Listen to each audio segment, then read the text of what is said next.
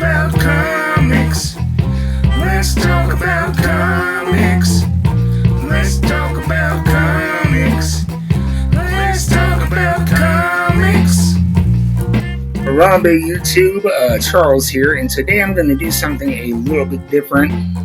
I am going to break a cardinal rule of this channel. That rule is I don't talk about something unless I particularly like it, because I feel that there's enough negativity in this space of comic book YouTube.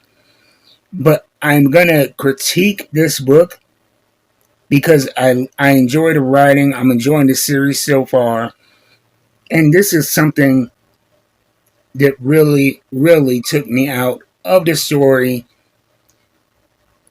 Almost ruined my enjoyment of it. It's a familiar trope that you see in a lot of pop culture, and we'll get there toward the end of the book. But I'm talking about Absolute Green Lantern number 3. I have never been a big fan of the Green Lantern series. I haven't got much into the lore. And with these Absolute stories, it's a fun way to get introduced to these characters in a new light. Different origin stories. Same characters, but different personalities, different circumstances. And in this Absolute Green Lantern, I would say that this is really a sci-fi horror piece. This small town has been cut off from the rest of the world by this alien force, and they're trapped under a dome. And one of the main characters, his hand has been taken over by this force. He can't control it. It's caused them to kill a few people, and they're trying to understand what is going on with this alien invasion, with the dome that they're trapped in. And I think that is very, very clever the way they did it. You feel the desolation of the scenery. And, another clever thing too here is that you see in the background of half the panels, you have that green tint that is totally in the background of everything that's going on. And I like how through deductive reasoning they find out that this dome, this alien invasion, is vulnerable. It has a particular vulnerability, and that is gold, at least the color gold, or yellow. Because even, the most tangential of Green Lantern readers would know that, yellow is the weakness of the Green Lantern. I don't know how I know it. It's just something I know. It's out there in pop culture. But they find this out in a very clever way. In the first issue, when the dome came down, a motorcyclist ran into it, and it was so violent that he was, virtually blown apart. And one of the main characters, he noticed that something made it through the dome when the motorcyclist hit it, and it was his golden earring, or his gold-plated earring, which had them thinking, okay, well, maybe there's something to do with this color that makes the dome penetrable. And so John Stewart, he does a little experiment where he throws his grandparents' wedding ring at the dome, and it creates a small fracture in the dome for a few moments. And they deduce that they can find something bigger, after experimenting more. If they can find something bigger, that maybe they can escape. And that is when the alien comes back to, as he says, judge John Stewart. And you see these panels here, judgment in progress. And that judgment is the seeming death of John Stewart. You see him being consumed by this green.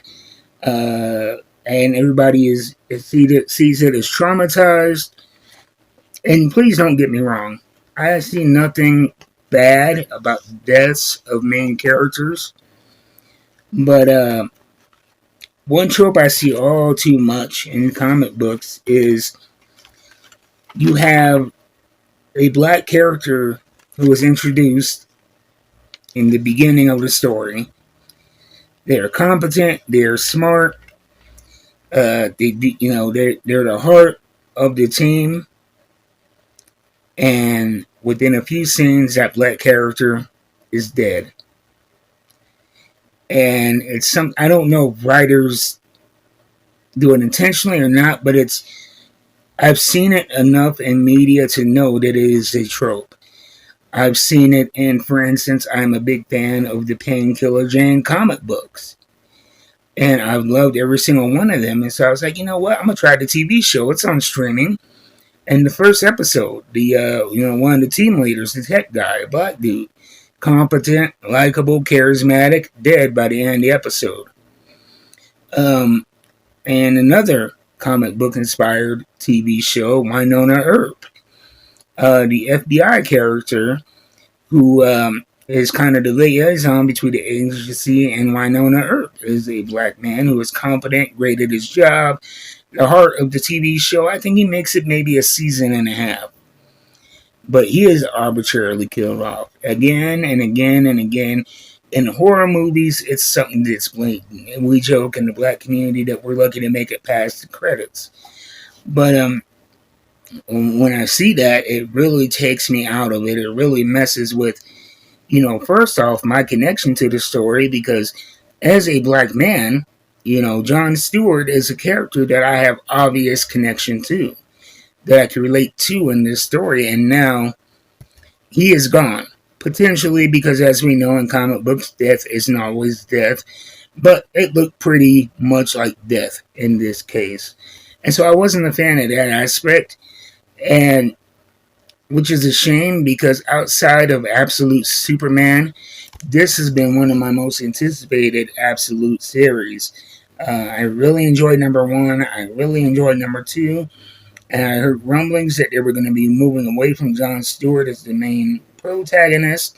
But I didn't think they had to. I didn't think they would fall victim to that same exhausting trope of the competent black guy who dies and is, sacrificed for the sake of the team.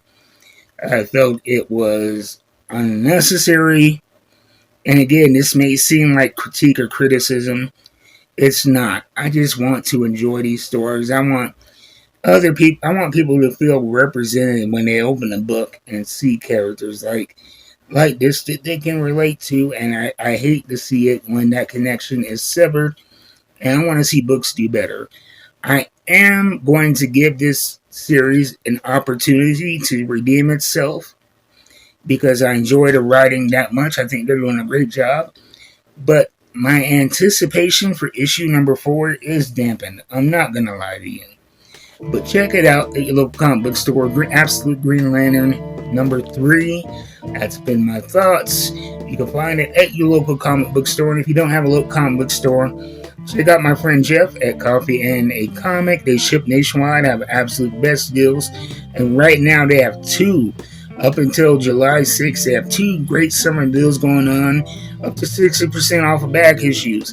Buy one, get one free deals. All kinds of deals. You spend over $69, like I did earlier today, guess what? Your order ships for free, and they ship them out fast. And they ship them out secure. Everything is bagged and boarded with complimentary coffee. So that's been my thoughts on Absolute Green Lantern number 3. Let me know what you guys think down in the comments, and I'll see you next time. Until then, keep reading them books. I'm out.